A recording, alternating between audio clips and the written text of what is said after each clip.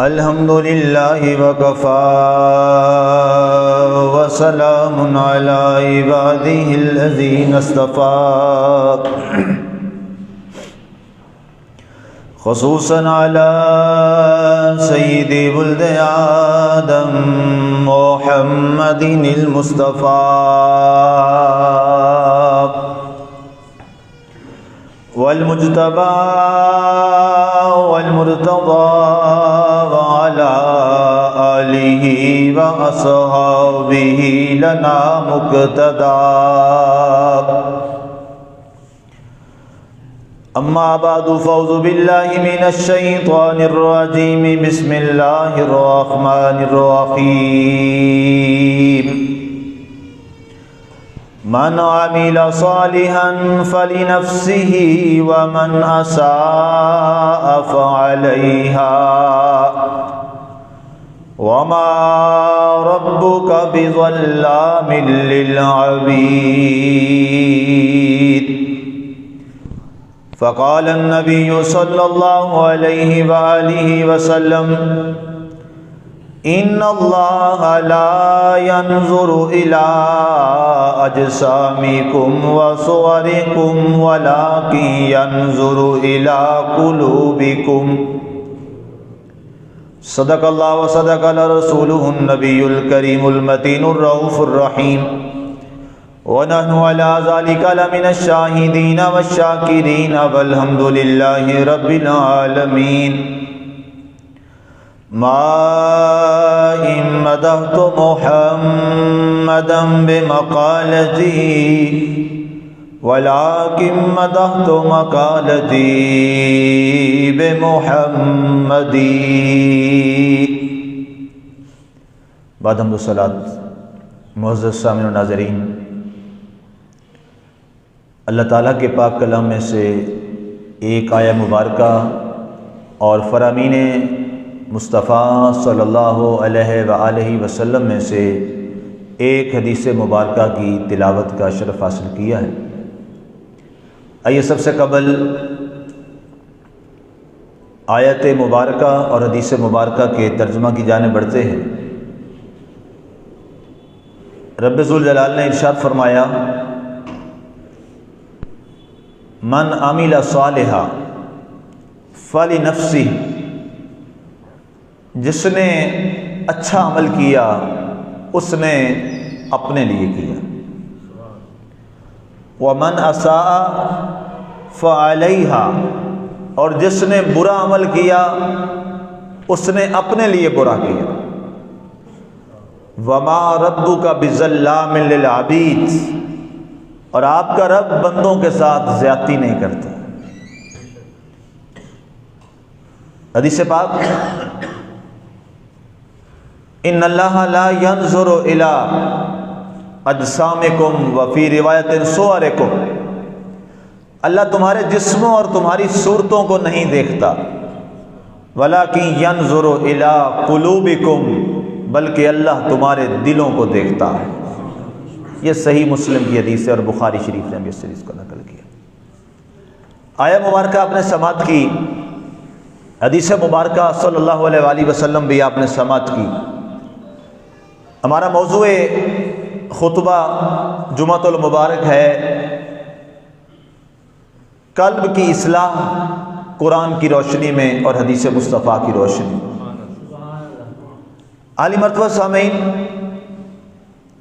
پورا قرآن اگر بندہ غور سے دیکھے اور اس کی آیات کو تلاوت کرے ترجمہ کے ساتھ، کیونکہ بغیر اگر معنی اور مفاہیم سمجھ نہیں آتے تو پھر تو فائدہ کوئی نہیں. اس لحاظ سے جو اللہ کا مقصد ہے وہ مقصد الہی پورا نہیں ہوتا جب تک آپ قرآن کو مفاہیم، ترجمہ، تفسیر اس کے ساتھ آپ قرآن کو نہیں سیکھتے تو جو مقصد ہے نا قرآن نازل کرنے کا وہ پورا نہیں ہوتا. چونکہ قرآن صرف طوطے کی طرح تلاوت کرنے اور بات پڑھنے کے لیے نہیں آیا، قرآن بنیادی طور پر سیکھ کر اپنی زندگیوں کو اس کے مطابق ڈھالنے کے لیے آیا. یہ اصل بنیادی نقطہ ہے جس کو ہم نے سمجھنا ہے. آج ہماری مسلم امہ کی خاص طور پہ پاکستان کی اگر میں بات کروں تو ہمارے ہاں ایک نظریہ بن گیا ہے کہ قرآن صرف محض تلاوت کے لیے، کچھ سمجھ آئے نہ آئے، تراویحوں میں ہے تو صرف 30 پارے ہم ختم کرواتے ہیں، نہ پڑھنے والے کو پتہ ہے میں کیا پڑھ رہا ہوں، نہ سننے والے کو پتہ ہے کیا پڑھا جا رہا ہے۔ اکثریتی بات میں یہ کر رہا ہوں۔ اصل میں قرآن کا مقصد جو ہے، بنیادی نزول قرآن کا جو عرب میں بھی نازل ہوا، اس کا مقصد یہ تھا کہ چونکہ وہ تو عربی لوگ تھے، انہیں پتہ تھا قرآن نازل ہوا، آقا نے آیت پڑھی، وہ سمجھ گئے کہ اس کا مطلب کیا ہے۔ تو ظاہر ہے یہ قرآن نے صرف عربین کنٹریز میں تو نہیں رہنا تھا، قرآن نے تو ٹریول کیا پوری دنیا میں، اور الحمدللہ یہ واحد کتاب ہے دنیا کی جو پوری دنیا میں اس وقت موجود ہے اور اپنی اصلی حالت میں موجود ہے، اور اس کے ذکر و اذکار باقاعدہ طور پر باقی کتابوں میں بھی آئے۔ اور زبور شریف، بائبل شریف، یہ جو ہماری آخری 2 کتابیں ہیں، اس سے پہلے تورات شریف سب سے پہلی کتاب ہے، قرآن پاک سے پہلے یہ 3 کتابیں آئیں، تو ساری کے اندر جو ذکر ہے وہ قرآن کا ذکر ملتا ہے، اور باقاعدہ طور پہ حضرت سیدنا محمد رسول اللہ صلی اللہ علیہ وسلم کے خاتم الانبیاء ہونے کا بھی ذکر ملتا ہے۔ میں کل ایک تفسیر پڑھتے پڑھتے، آیات جب بندہ پڑھ رہا ہوتا ہے تو تفسیر پڑھتے ہوئے کل ایک بات آئی، وہ بھی میں آپ کے نالج کے لیے عرض کر دوں کہ زبور شریف جو ہے اس کے اندر اللہ تعالیٰ نے باقاعدہ ذکر فرمایا کہ اے داؤد علیہ السلام، ہمارے ایک نبی آئیں گے جو خیر الانبیاء ہے، جو سارے نبیوں سے اچھے ہیں، اعلیٰ ہیں، افضل ہیں۔ اور یہ سورہ بنی اسرائیل میں یہ آیت ہے، کل میں کسی کو ایک درس ہوتا ہے وہاں میں پڑھا رہا تھا تو اس درس کے دوران یہ بات آئی، سورہ بنی اسرائیل 15ویں پارے میں، سورہ اسراء بھی اسے کہتے ہیں، اور ساتھ یہ فرمایا کہ اس کی جو امت ہے وہ خیر الامم ہے۔ وہ کیا ہے؟ خیر الامم، ساری امتوں سے اچھی ہے۔ نبی سارے نبیوں سے اچھا، امت سارے امتوں سے اچھی، تو پھر یہ بات بڑی واضح ہو گئی کہ جو ان پہ کتاب نازل ہوئی وہ کتاب بھی سب سے اچھی۔ اور ہم خوش نصیب ہیں مسلمانوں، میں درس قرآن میری پہچان ہے، اور میں جہاں جہاں پہنچتا ہوں، جس جس جگہ میں جا رہا ہوں، تو ہر جگہ پر درس قرآن میرا ایک سلوگن ہے، میرا نعرہ ہے، میرا ایک نظریہ ہے، اور یہی لوٹ کر امت نے آنا اسی پہ ہے۔ جتنا ہم دائیں بائیں گھوم لیں، آنا ہم نے قرآن پہ ہی ہے، اس لیے کہ اللہ تعالیٰ نے اپنے محبوب کو جو کلام دیا ہے وہ کلام بھی تو محبوب ہے نا جی، سوچنے کی بات ہے۔ محبوب سے جو باتیں ہوتی ہیں وہ سب سے محبوب ہوتی ہیں، اور محبوبوں سے جو گفتگو ہوتی ہے وہ سب سے بڑھ کے محبوب ہوتی ہے۔ تو اللہ اور محبوب کے درمیان جو باتیں ہوئی ہیں وہ کیا ہے؟ وہ وہی قرآن تو ہے، یہ قرآن ہی تو ہے جو اللہ اور اس کے رسول کے درمیان گفتگو ہوئی۔ تو اس میں اللہ نے فرمایا، اے داؤد علیہ السلام، ہم نے تمہیں جو کتاب دی ہے، زبور شریف تھی کیا؟ اس میں صورتیں تھیں کوئی 156 کے لگ بھگ، قرآن میں تو 114 ہیں، اس میں 156 کے لگ بھگ جو ہیں وہ صورتیں ہیں، اور باقی کیا ہے؟ دعائیں ہیں، اللہ کی توحید ہے، نہ اس میں حلال و حرام کا بیان ہے، نہ اس میں وراثت کا بیان ہے، نہ اس کے محرمات کا اس میں بیان ہے، بس باقی دعائیں، اللہ کی توحید، اور 156 صورتیں، یہ زبور شریف میں۔ لیکن اس میں یہ بات بڑی واضح ہے کہ نبی سب سے خیر الانبیاء، اللہ نے یہ بات نہیں چھوڑی، یہ ضرور وہاں بیان کی ہے، اور امت خیر الامم، اور قرآن خیر الکتب، ساری کتابوں سے اچھی کتاب ہے، اور یہ کس کو عطا ہوئی؟ اس امت کو، ہمیں عطا ہوئی۔ تو اس لیے قرآن جو ہے اگر اس کو بغور پڑھا جائے تو قرآن کا جو مدعا ہے، جو اس کا مرکز ہے، جو اس کا مرکزی پوائنٹ ہے، جو سینٹرل پوائنٹ اور سینٹرل آئیڈیا ہے، وہ کیا ہے؟ وہ قرآن ہمارے قلب کی اصلاح چاہتا ہے۔ قرآن یہ چاہتا ہے کہ بندوں کے دل اچھے ہو جائیں، انسانوں کے دل اچھے ہو جائیں، ہمارے قلوب کی اصلاح ہو جائے۔ اور حدیث مصطفیٰ کو اگر بغور دیکھا جائے، جو میں نے بخاری اور مسلم، صحیح بخاری اور صحیح مسلم کی، جو حضرت ابو ہریرہ جس کے راوی ہیں، جو میں نے حدیث اپنے خطبے میں پڑھی ہے، اللہ کے نبی صلی اللہ علیہ وسلم نے کیا فرمایا؟ ان اللہ لا ينظر الی اجسامکم و الی صورکم، اللہ تمہاری صورتوں کو نہیں دیکھتا، اللہ تمہارے جسموں کو نہیں دیکھتا، تمہاری صورت کیسی ہے اللہ اسے نہیں دیکھتا، ولیکن ینظر الی قلوبکم، لیکن اللہ تمہارے دلوں کو ضرور دیکھتا۔ تمہارے دل کیسے ہیں، تمہارے دلوں میں کیا ہے؟ اب مسلمانوں، یہ آیت اور اس حدیث کا تطبیق اور اس کو آپس میں مطابقت میں جو دینا چاہتا ہوں، اللہ نے قرآن میں فرمایا من عمل صالحا فلنفسہ، جو شخص نیک عمل کرتا ہے، اچھا عمل کرتا ہے، وہ اپنے لیے کر رہا ہے۔ اب سوال یہ ہے کہ یہ بات طے ہے کہ جو نیک عمل کیا اپنے لیے کیا، تو نیک عمل ہم نے کرنا کیسے؟ نماز آپ بھی پڑھتے ہیں، نماز میں بھی پڑھتا ہوں، نماز داتا صاحب نے بھی پڑھی، نماز بایزید بستامی نے بھی پڑھی، نماز حسن بصری نے بھی پڑھی، نماز سیدنا صدیق اکبر نے بھی پڑھی، نماز علی مرتضیٰ نے بھی پڑھی۔ کیا سب کی نماز ایک جیسی ہے؟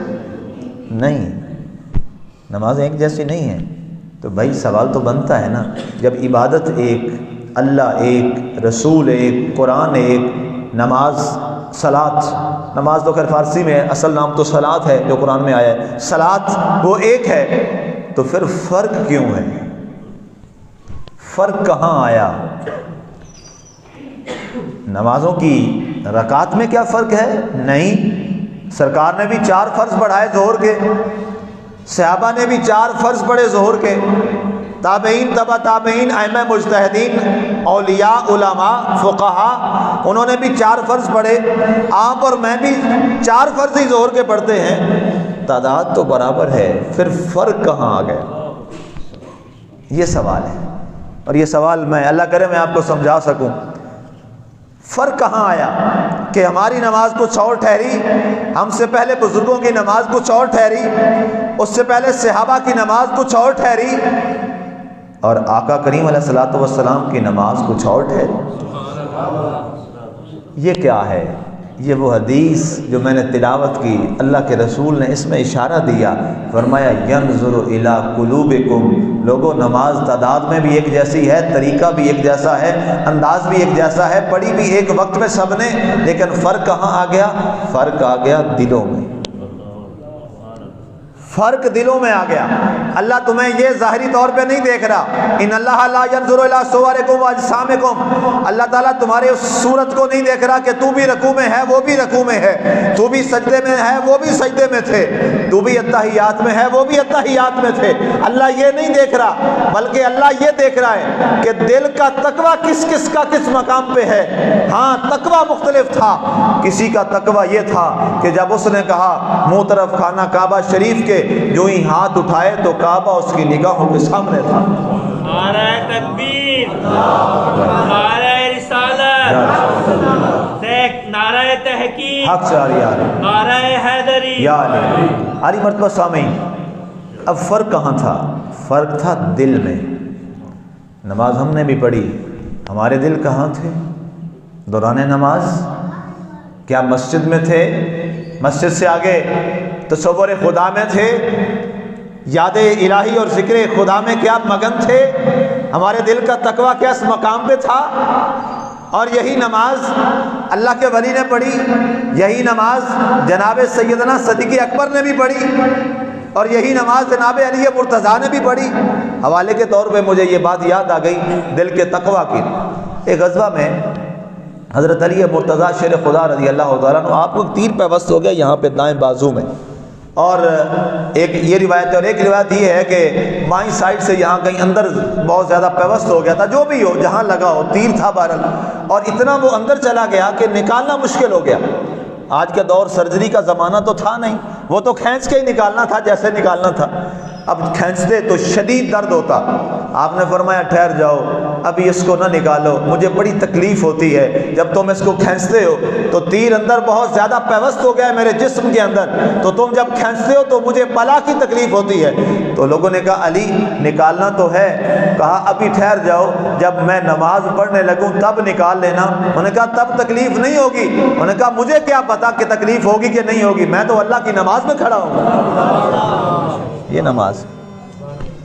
نماز ہے. ہمیں تو گرمی بھی متاثر کرتی ہے, ہمیں تو سردی بھی متاثر کرتی ہے. گرمیوں میں ہم پسینے ہمیں آ جاتے ہیں اور ہماری نماز کے جو ذوق ہے وہ ٹوٹ جاتے ہیں, اور سردیوں میں ہمیں سردی لگ جاتی ہے تو ہماری نماز متاثر ہو جاتی ہے. کمال ہے ان لوگوں کی. اللہ, وہ بات آ گئی نا کہ اللہ تمہارے دلوں کو دیکھتا ہے. علی مرتضیٰ نے فرمایا میں جب نماز میں کھڑا ہوتا ہوں اور جب میں اذا رفعت یدیا الی تکبیر تحریمہ, جب میں تکبیر تحریمہ کے لیے ایسے ہاتھ اٹھاتا ہوں, تو جب میں ہاتھ اٹھاتا ہوں فرفعت یدیا وان قلبی من جمیع الخلق, فرمایا جب میرے ہاتھ اٹھتے ہیں تو میں ساری کائنات سے ہاتھ اٹھا لیتا ہوں. اور علی کہتا ہے اے علی تجھے معلوم ہے اب تو کس کے دربار میں آیا ہے؟ جیسے کوئی بڑا دربار ہو تو آداب بڑے ہوتے ہیں. کائنات میں سب سے بڑا دربار اللہ کا ہے, اس کے آداب بھی سب سے بڑے ہیں. باقی چیزیں جب بادشاہوں کے درباروں میں جاتے ہیں تو ہم اپنے ظاہر کو درست کرتے رہتے ہیں کہ کہیں ہمارے ظاہری طور پہ ہم سے کوئی ایسا عمل نہ ہو جائے جس سے بادشاہ کے دربار کے آداب جو ہیں وہ خراب ہو جائیں. تو بتائیے رب کے سامنے ہمارے دل کی کیفیات ہوتی ہیں کہ نہیں ہوتی؟ بادشاہ کے سامنے کھڑے ہیں, دنیا کا بادشاہ ہے, آپ ظاہر بڑا اچھا کر لیتے ہیں, دل میں آپ کے جو کچھ ہے یا جو چاہے آپ اس کو گالیاں بھی نہیں کھا رہے ہیں, اس کو تو پتہ نہیں ہے یہ کیا کر رہا ہے, لیکن جس رب کے دربار میں کھڑے ہیں وہ تو ہمارے دلوں کو بھی دیکھ رہا ہے, وہ تو ہمارے دل کے معاملات کو بھی دیکھ رہا ہے, ہمارے قلبی کیفیات کو بھی دیکھ رہا ہے. جو قلب نے بعد میں کرنا ہے یا دماغ نے سوچنا ہے, جو آنے والی سوچیں ہیں, اللہ کی ذات تو ان سوچوں کو بھی دیکھ رہی ہے. اس لیے فرمایا ینظر الی قلوبکم, رب تمہارے ظاہر کو نہیں دیکھتا, رب تمہارے باطن کو دیکھتا. نماز پڑھ کیوں رہا ہے؟ خطبے میں بیٹھا کیوں ہے؟ قرآن کا درس سن کیوں رہا ہے؟ مسجد سے باہر نکلا, وہاں کوئی اچھائی کر رہا ہے, بھلائی کر رہا ہے, صدقہ خیرات تقسیم کر رہا ہے, دل میں کیا ہے؟ اللہ کی راہ میں روپیہ دیا ہے, دل میں کیا ہے؟ چل رہا ہے باہر, سر جھکا ہوا ہے, نیت کیا ہے؟ سر اٹھایا ہوا ہے, نیت کیا ہے؟ اللہ ظاہر کو نہیں دیکھ رہا, اللہ کس کو دیکھ رہا ہے؟ باطن کو دیکھ رہا ہے. نماز کے لیے تو آ گیا لیکن دل میں یہ تھا لوگ کہیں گے بڑا نمازی ہے. تباہ ہو گئی نا ہر چیز تباہ ہو گئی. وقت بھی برباد ہوا, ٹھنڈے پانی سے وضو کیا وہ بھی برباد ہو گیا, جتنا اوقات یہاں بیٹھے رہے وہ بھی ضائع ہو گئے, آنے جانے کا سفر بھی ضائع گیا, بلکہ الٹا نقصان ہو گیا. اللہ نے قرآن میں کیا فرمایا؟ فَوَيْلٌ لِّلْمُصَلِّينَ الَّذِينَ هُمْ عَنْ صَلَاتِهِمْ سَاهُونَ الَّذِينَ هُمْ يُرَاءُونَ وَيَمْنَعُونَ الْمَاعُونَ. فرمایا بربادی ان نمازیوں کے لیے جو نمازیں بھول بیٹھے یا جنہوں نے نمازیں تو پڑھی لیکن ریاکاری کی. بربادی ہو گئی, تباہی ہو گئی. اس لیے میرے سامنے ناظرین, سب سے پہلی بات آج یہ تہیہ کیجئے, جو عمل کریں گے, جو اچھا عمل کریں گے وہ دل سے کریں گے. کبھی دل میں یہ بات مت آنے دیجئے مجھے فلاں دیکھ رہا ہے. جو ہی یہ بات ذہن میں آئے یا ہلکا سا خدشہ ذہن میں یہ آنے لگے کہ میں یہ کام کر رہا ہوں تو لوگ کہیں گے واہ بڑا اچھا کام کیا ہے, جو ہی یہ خدشہ آئے تو فوراً پڑھ لو لا حول ولا قوت الا باللہ, فوراً پڑھو لا حول ولا قوت الا باللہ. یہ اچھا جو کام ہوا ہے شیطان نے حملہ کر دیا ہے, شیطان نے اٹیک کر دیا ہے. شیطان بڑا ظالم ہے, شیطان بڑا ہمارا دشمن ہے. شیطان ظلم اور زیادتی کرنے میں کبھی نہیں رکتا, وہ ہم سے ایک ایک سے بدلہ لیتا ہے اس بات کا کہ اس کی وجہ سے میں جنت سے نکلا. شیطان ایک لمحے کے لیے نہیں بھولا, نہ وہ بھولتا ہے اس لمحے تک, اور بلکہ مسجد میں آ کے تو زیادہ حملے کرتا ہے. جو مسجد میں نہیں آ رہے, جو نیک کام کی طرف نہیں آ رہے, یا جو باہر اس کے چنگل میں پھنسے ہیں, وہ کہتا ہے یہ تو میرے ہی ہیں. جو آگے ہیں اللہ کے راستے پر یہ کیوں آئے ہیں؟ ان پہ زیادہ اٹیک کرتا ہے۔ حدیث پاک میں پڑھ رہا تھا، اللہ کے رسول صلی اللہ علیہ وسلم نے فرمایا کہ شیطان کو، آپ نے دیکھا ہوگا سب سے زیادہ بچے کہاں سے بھاگتے ہیں؟ مدرسے سے۔ اسکول کالج میں چلے جائیں گے پڑھ لیں گے، مدرسے جائیں نہیں پڑھیں گے، بڑے بھاگتے ہیں، بڑے مشکل سے بچے مدرسے میں پڑھتے ہیں۔ کیا وجہ ہے؟ اللہ کے رسول فرماتے ہیں کہ جب کوئی بچہ علم دین کے طلب کے لیے نکلتا ہے نا، میں خود کہہ دیتا ہوں سب سے زیادہ بھگوڑے حافظ ہوتے ہیں، اس کے بعد مدرسے نظامی کے لوگ ہوتے ہیں، میں خود بتا دیتا ہوں۔ کیوں؟ جب وہ جاتا ہے جی دین کے لیے تو شیطان اس کے دل میں وسوسے ڈالتا ہے، واپس آ جا، واپس آ جا۔ باہر اسکول کالج میں تو کوئی پوچھتا ہی کوئی نہیں، مارتا ہی کوئی نہیں، کاری تو مار مار کے ذبح کر دے گا تجھے، سزا دے گا، واپس آ جا، کیا کرنا ہے، اس کا فیوچر کیا ہے، کل تجھے کیا ملے گا، اس طرح کے وسوسے ڈالتا ہے اور وہ بچہ واپس آ جاتا ہے۔ اللہ کے رسول نے فرمایا 1000 عام آدمیوں کا اسے فکر نہیں ہوتا، اور ایک روایت میں ہے 1,00,000 آدمیوں کا شیطان کو فکر نہیں ہوتی جتنی اس کو اس بچے کی فکر ہوتی ہے جو مدرسے جا رہا ہے، کہ یہ کیوں جا رہا ہے، یہ دین پڑھنے کیوں جا رہا ہے۔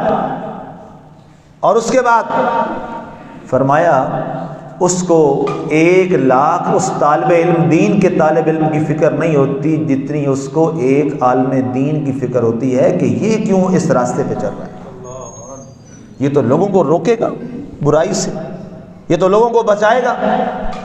اب میں یہاں آپ کو اللہ کے دین کی بات سنا رہا ہوں، میں آپ کو قرآن سنا رہا ہوں، حدیث مصطفیٰ سنا رہا ہوں، تو شیطان تو تکلیف میں ہے نا، وہ تو چیخے مار رہا ہے، وہ تو رو رہا ہے کہ یہ ایک شخص ان کو کیوں بتا رہا ہے رب کا راستہ، ان کو کیوں رسول اللہ کے راستے کی تبلیغ کر رہا ہے، کیوں کہہ رہا ہے کہ آؤ فلاح کی طرف، کیوں کہہ رہا ہے آؤ نیک راستے کی طرف، اور کیوں ان سے کہہ رہا ہے کہ اپنے دلوں کو صاف کرو، اپنے دلوں کو اچھا کرو اور ریاء سے پاک ہو جاؤ، اور اللہ تمہاری صورتوں کو نہیں دیکھتا، اللہ تمہارے دلوں کو دیکھتا ہے۔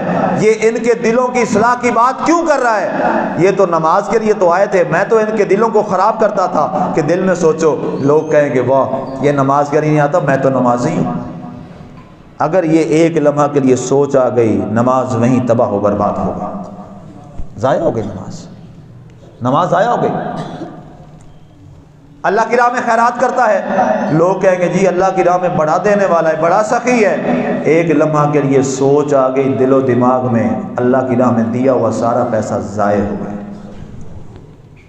اتنا سخت پیرا ہے دل پر، اتنا سخت پیرا ہے دل پر، اس لیے تو اللہ نے فرمایا، اللہ کے رسول صلی اللہ علیہ وسلم نے فرمایا کہ اپنے دلوں کو ذرا غور سے دیکھو۔ اور امام بخاری رحمۃ اللہ علیہ تعالیٰ اتنی بڑی جب صحیح بخاری مرتب کرنے لگے نا تو آپ نے سوچا، بڑے علماء سے مشورہ کیا، محدثین سے، کہ پہلی حدیث کیا لکھیں، توحید کی لکھیں، رسالت کی لکھیں، ظاہر توحید سب سے پہلے ہے، رسالت اس کے بعد ہے۔ لیکن امام بخاری سوچتے رہے، صبح فرمایا نہیں، نہ توحید والی حدیث پہلے لکھوں گا، نہ رسالت والی پہلے حدیث لکھوں گا، اس سے پہلے ایک اور حدیث لکھوں گا جو اس سے سب سے بڑی اہم ہے، اور کیا ہے؟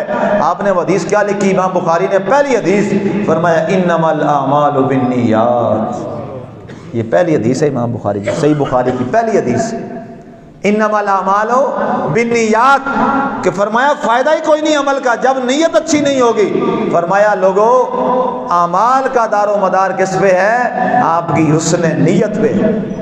نعرہ تکبیر، نعرہ رسالت، نعرہ تحقیق، نعرہ حیدری، نعرہ غوثیہ۔ علی مرتبہ سامعین ذرا دل کی بات، آئیے بڑھیے آگے بڑھتے ہیں۔ وہ حدیث بڑی لمبی ہے، انما الاعمال بالنیات، یہ پوری حدیث نہیں ہے، یہ حدیث پوری میں آپ کو سنا دیتا ہوں، یہ کتابوں میں ہمارے چھوٹی سی لکھی ہوتی ہے، پوری حدیث آپ کو میں سنا دیتا ہوں۔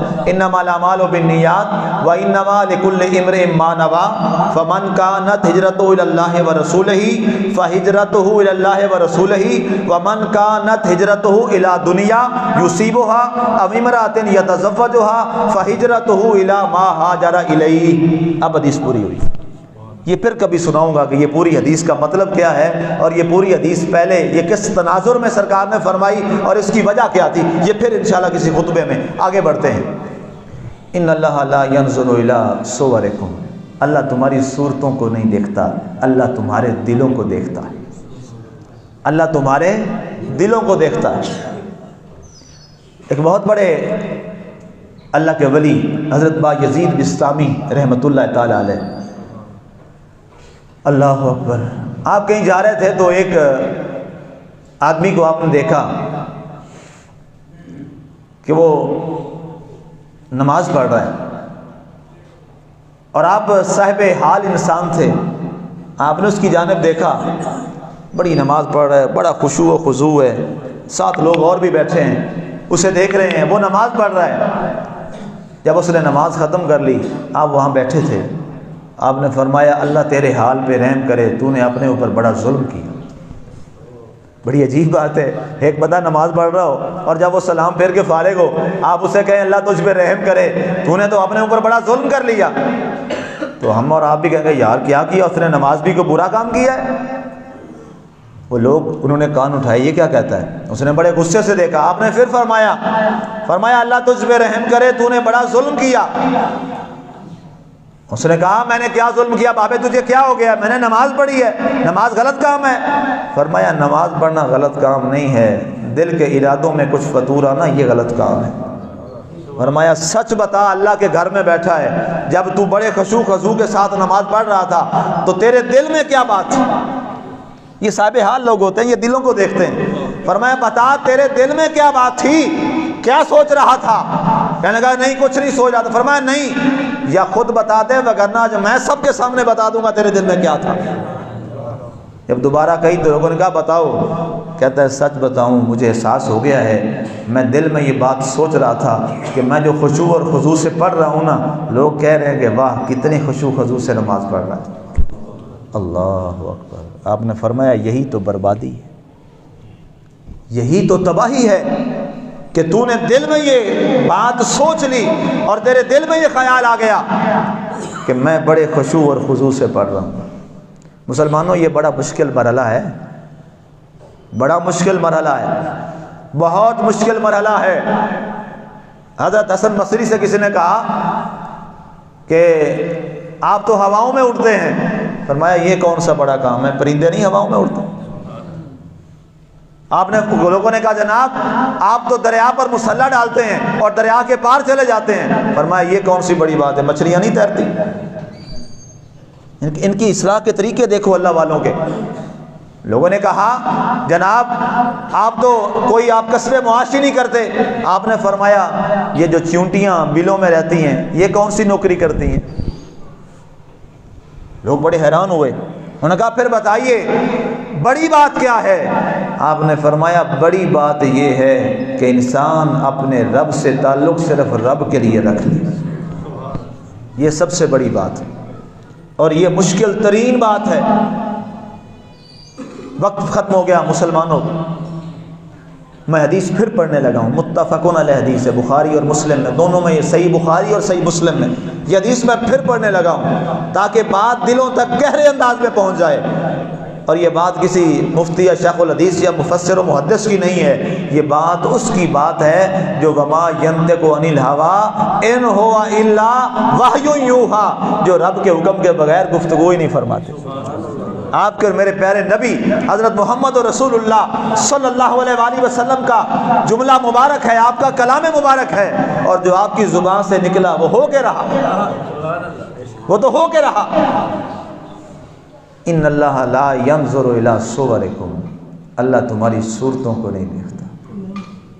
میرے ان جملوں کو دل سے سنیے، اللہ تمہاری صورتوں کو نہیں دیکھتا کہ صورت کیسی ہے، کیسے آیا ہے، کس انداز میں آیا ہے، ولیکن ینظر الی قلوبکم، لیکن اللہ تمہارے دلوں کو ضرور دیکھتا ہے۔ آج جمعے کے خطبے میں اگر یہ بات ہم سمجھ پائے اور میں سمجھا پایا اور ہم عمل کر پائے تو ہمارے آپ کے لیے سب کے لیے بخشش کے لیے بات کافی ہے، اور یہ خطبہ کافی ہو جائے گا کہ ہم نے جو اب عمل کرنا ہے صرف رب کی رضا کے لیے کرنا۔ اور گواہ رہیے، میں منبر مصطفیٰ پہ بیٹھ کے آقا کی ذات کو گواہ بنا کے اور اپنے خالق کو گواہ بنا کے کہہ رہا ہوں، جب ہمارے دلوں میں یہ بات راسخ ہو جائے گی، خدا کی قسم آپ جو اللہ سے مانگیں گے آپ کا رب آپ کو عطا فرمائے گا۔ اس لیے کہ من کان للہ کان اللہ لہو، جو پھر اللہ کے لیے اپنی ساری کو چیزیں اللہ پہ چھوڑ دیتا ہے پھر رب اس کا ہو جاتا ہے۔ طلب دنیا چھوڑ دیجئے، صوفیاء نے تو یہاں تک لکھا ہے اس سے جنت بھی نہ مانگو۔ کیا مانگے جی؟ جنت والا مانگو۔ سلطان باہو رحمۃ اللہ تعالیٰ کی مجھے بات یاد آ گئی۔ سلطان باہو سلطان العارفین رحمۃ اللہ تعالیٰ آپ فرماتے ہیں من طلب الدنیا فہو مخنث ومن طلب العقبہ فہو مؤنث ومن طلب المولا فہو مذکر۔ فرمایا جو اللہ سے دنیا طلب کرتا ہے فرمایا وہ تو مخنث ہے۔ خواجہ سرا کو مخنث کہتے ہیں عربی زبان میں۔ فرمایا جس نے رب سے دنیا مانگی وہ تو خواجہ سرا ہے، وہ نہ انسان ہے نہ مرد ہے نہ عورت ہے۔ اور جس نے رب سے صرف جنت مانگ لی فرمایا وہ تو عورت ہے۔ سلطان یہ فرمائیے مرد کون ہوتا ہے؟ فرمایا من طلب المولا فہو مذکر، جس نے رب سے رب کو مانگا وہ مرد ہوتا ہے۔ اپنے رب سے جس نے رب کو مانگ لیا پھر جنت کس کی ہے؟ جنت اسی کی ہے۔